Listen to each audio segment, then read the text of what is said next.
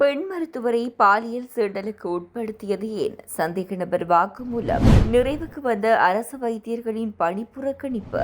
நமது முன்னைய நிலைப்பாட்டிலிருந்து பின்வாங்குகின்றாரா பிரதமர்? பாடசாலை மாணவர்கள் மத்தியில் ஏற்பட்டுள்ள மோசமான நிலை. வெளியான அதிர்ச்சி. ஏஐ தொழில்நுட்பத்தால் இலங்கை சிறுமிகளுக்கு ஏற்பட்டுள்ள ஆபத்து. ஊழியர்களுக்கு இபிஎஃப் முறையாக வழங்காத நிறுவனங்கள் தொடர்பில் வெளியாகியுள்ள தகவல். மருத்துவர்கள் என்ன சொன்னாலும் மதுபானம் என்பது ஒரு உணவாகும்.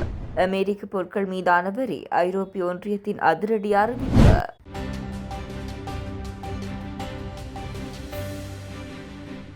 அனுராதபுரம் மருத்துவமனையின் பெண் மருத்துவர் பாலியல் சீண்டல் செய்யப்பட்ட சம்பவம் தொடர்பாக கைது செய்யப்பட்ட 34 வயது சந்தேக நபர் நேற்று இரவு அனுராதபுரம் போலீசாரிடம் ஒப்படைக்கப்பட்டார். சந்தேக நபர் நேற்று காலை கல்நீவ ஹெலபதுகும பகுதியில் போலீசாரால் கைது செய்யப்பட்டார். இந்த நபர் தொடர்பான பல உண்மைகளை கல்நீவ போலீசார் கண்டுபிடித்துள்ளனர். அவர் சிறையிலிருந்து பிணையில் வந்ததாகவும் பணம் இல்லாததால் பொருட்களை திருடும் நோக்கத்துடன் மருத்துவர் தங்கியிருந்த விடுதிக்கு சென்றதாகவும் சந்தேக நபர் வாக்குமூலம் வழங்கியுள்ளார். இதன்போது விடுதியில் பெண் மருத்துவர் மட்டுமே இருந்தது தனக்கு தெரிய வந்ததாக ஒப்புக்கொண்டார். சந்தேக நபர் ஐஸ் போதைப்பொருள் பயன்படுத்துவர் என்பதுடன் போலீஸ் விசாரணையில் தெரியவந்துள்ளது. தற்போது நடைபெற்று வரும் விசாரணைகளில் சந்தேக நபர் அப்பகுதியில் உள்ள பல வீடுகளுள் புகுந்து பொருட்களை திருடியிருப்பது தெரியவந்துள்ளது. மேலும் அவர் நாட்டின் பிரபல குற்றவாளிகளின் பட்டியலில் பெயருள்ள ஒருவர் என்பது உறுதிப்படுத்தப்பட்டுள்ளது. சந்தேக நபரிடம் விரிவான விசாரணை நடத்தி இன்று நீதிமன்றில் ஆஜர்படுத்துமாறு அனுராதபுரம் தலைமை நீதவான் நேற்று போலீசாருக்கு உத்தரவிட்டார். சந்தேக நபர் மறைந்திருக்க உதவிய குற்றச்சாட்டின் பேரில் அவரது சகோதரி கைது செய்யப்பட்டுள்ளார். இதேவேளை மருத்துவர் தவறான முறைக்குட்படுத்தப்பட்ட பின்னர் சந்தேக நபரால் திருத்தப்பட்டதாக கூறப்படும் தொலைபேசியை வைத்திருந்த குற்றச்சாட்டின் பேரில் மற்றொரு நபர் கைது செய்யப்பட்டுள்ளார். நாடளாவிய ரீதியில் அரசு மருத்துவ அதிகாரிகள் சங்கத்தால் தொடங்கப்பட்ட அடையாள வேலைநிறுத்த போராட்டம் இன்று காலை 8 மணியுடன் நிறைவுக்கு வந்துள்ளது. அனுராதபுரம் போதனா வைத்தியசாலையில் பெண் வைத்தியர் ஒருவர் பாலியல் வன்கொடுமைக்கு உள்ளாக்கப்பட்டதை எதிர்த்து நாடு முழுவதும் உள்ள அனைத்து வைத்தியசாலைகளிலும் 24 மணித்தியால வேலைநிறுத்த போராட்டம் முன்னெடுக்கப்பட்டது. எனினும் சந்தேக நபர் கைது செய்யப்பட்ட போதிலும் அனுராதபுரம் போதனா வைத்தியசாலையின் வைத்தியர்கள் மற்றும் ஊழியர்களால் தொடங்கப்பட்ட வேலைநிறுத்தம் தொடர்கின்றதாக தெரிவிக்கப்பட்டுள்ளது. இது தொடர்பில் சம்பந்தப்பட்ட வைத்தியசாலையின் வைத்தியர்கள் மற்றும் ஊழியர்களின் பாதுகாப்பை உறுதி செய்யும் வரையில் போராட்டம் தொடரும் என அறிவிக்கப்பட்டுள்ளது.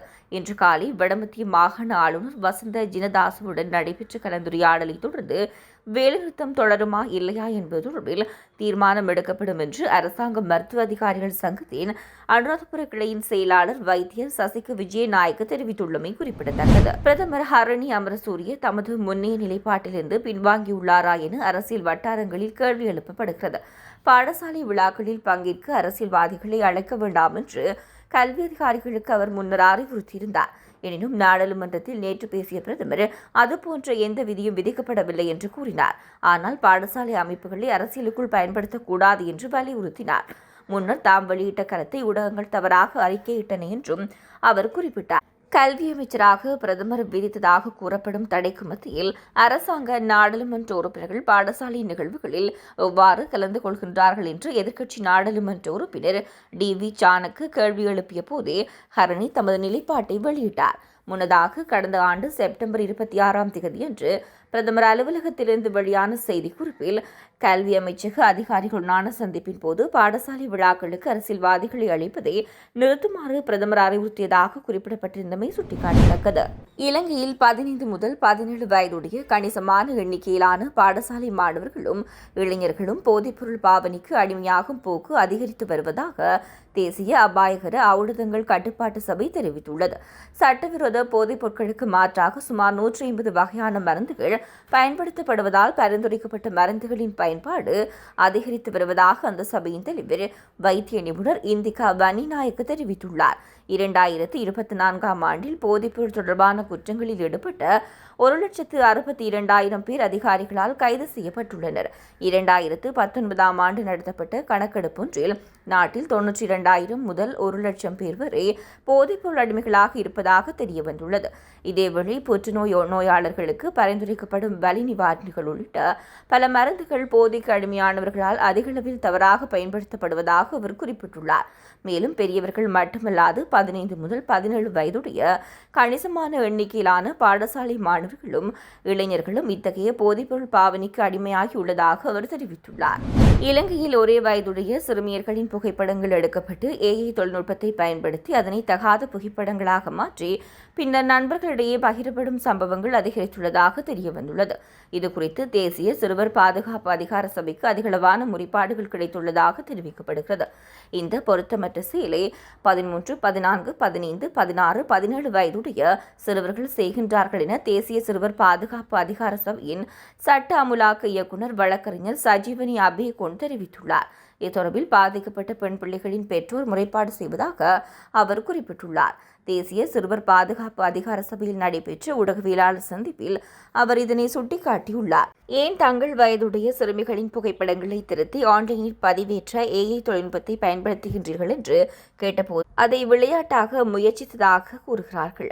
அதனை செய்த சிறுவர்களும் பாதிக்கப்பட்ட சிறுமிகளும் ஒரே வயதுடைய நண்பர்களாகும்.